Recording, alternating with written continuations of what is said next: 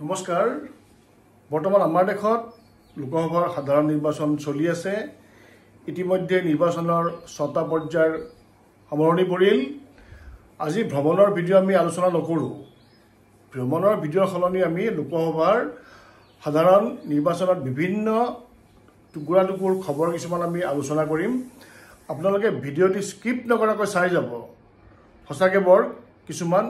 জানিবলগীয়া কথা আমি আজি আলোচনা কৰিম গুজৰাটৰ গিৰ ফৰেষ্টৰ কেৱল মাত্ৰ এজন ভোটাৰৰ বাবে নিৰ্বাচনী বিষয়াৰ দল ভোট কেন্দ্ৰলৈ যাবলগীয়া হয় মহন্ত হৰিদাস নামৰ একমাত্ৰ ভোটাৰজনৰ বাবে ঘন জংগলৰ মাজত ভোট কেন্দ্ৰটিলৈ 10জনীয়া নিৰ্বাচনী বিষয়াৰ দল 25 কিলোমিটাৰ পৰ্যন্ত খোজকাঢ়ি ভোট কেন্দ্ৰলৈ যায় কি আচৰিত ভাৰতীয় গণতন্ত্ৰৰ মূল্যবোধৰ এক সুন্দৰ নিদৰ্শন এই নিদৰ্শনক লৈ আমি প্ৰত্যেকজন ভাৰতীয়ই সঁচাকৈ গৰ্বিত লাডাখৰ ৰাজধানী লেহৰ পৰা 170 কিলোমিটাৰ দূৰৈত থকা নুব্ৰা ভেলীৰ ৱাৰচি নামৰ গাঁওখনত মাত্ৰ 5জন ভোটাৰৰ বাবে এটা ভোট কেন্দ্ৰ স্থাপন কৰিবলগীয়া হয় 6জনীয়া পৰিয়াল এটিৰ 3জন পুৰুষ আৰু 2গৰাকী মহিলাই সেই ভোট কেন্দ্ৰটোত ভোট প্ৰদান কৰে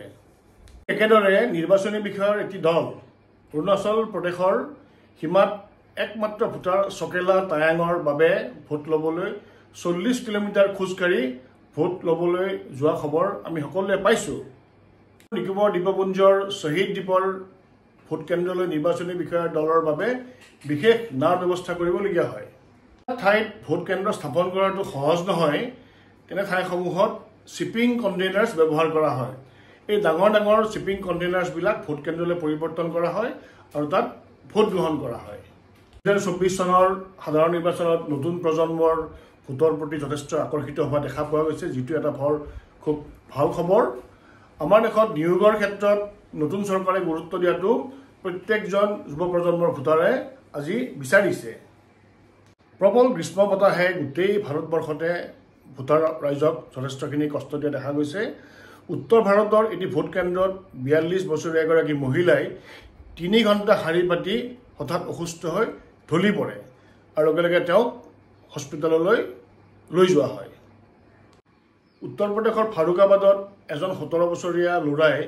8বাৰ ভোটিং মেচিনত প্ৰাৰ্থীৰ হৈ ভোট দিয়া দেখা যায় যিটো বৰ্তমান সামাজিক মাধ্যমত যথেষ্ট ভাইৰেল হৈ পৰিছে আমাৰ দেশত এজন ভোটাৰৰ বয়স কমেও 18 বছৰ হ'লেহে তেওঁ ভোট দিব পাৰে গতিকে এইটো 17 বছৰীয়া ল'ৰাই 8টাকে ভোট দিয়াটো কিমান গঢ়িত কাম সেইটো আমি প্ৰত্যেকে চিন্তা কৰাৰ প্ৰয়োজন আছে 1989 চনৰ পিছত কাশ্মীৰ উপত্যকাৰ 3খন চিটৰ বাবে ভোটাৰ ৰাইজে এইবাৰ ভোট দিয়াটো পৰিলক্ষিত হয় 1989 চনৰ পিছত শ্ৰীনগৰত এইবাৰে 38% ভোটাৰে ভোটদান কৰাটো এটি সুখৰ খবৰ 1989 চনলৈ কাশ্মীৰ উপত্যকাত ভোট বৰ্জন কৰাটো এটি সাধাৰণ নিয়ম আছিল নিৰ্বাচনৰ 5ম পৰ্যায়ৰ ভোট গ্ৰহণৰ সময়ত মহাৰাষ্ট্ৰৰ মুম্বাইত ভোট গ্ৰহণ কেন্দ্ৰসমূহত খেল আৰু চিনেমা জগতৰ তাৰকাসমূহৰ ভিৰ পৰিলক্ষিত হোৱা দেখা যায় অমিতাভ বচ্চন শচীন তেণ্ডুলকাৰ সলমান খান শ্বাহৰুখ খান ঋত্বিক ৰোশন মনোজ বাজপেয়ী অনুপম খেৰ ৰাজকুমাৰ ৰাও আদিয়ে ভোটদান কৰি ৰাইজক দলে বলে ভোট প্ৰদান কৰিবলৈ আহ্বান জনায় বলিউডৰ মোহময়ী অভিনেত্ৰী ঐশ্বৰ্য ৰায় বচ্চনে ভগা হাতত প্লাষ্টাৰ থকাৰ পিছতো ফ্ৰান্সৰ কা মহোৎসৱত অংশগ্ৰহণ কৰা দেখা যায় কা মহোৎসৱৰ পৰা ঘূৰি আহি ঐশ্বৰ্য ৰায় বচ্চনে ভোট গ্ৰহণ কেন্দ্ৰত উপস্থিত হৈ নিজৰ ভোট প্ৰদান কৰে যিটো এটি অতি সুন্দৰ উদাহৰণ আজিকালি ভোটাৰৰ ভোট দিয়াৰ মানসিকতা কমি অহাৰ পিছতো এগৰাকী বিখ্যাত চলচ্চিত্ৰ অভিনেত্ৰীয়ে ভগা হাতত প্লাষ্টাৰ লৈ পেলাই ভোট প্ৰদান কৰাটো এটা সুন্দৰ নিদৰ্শন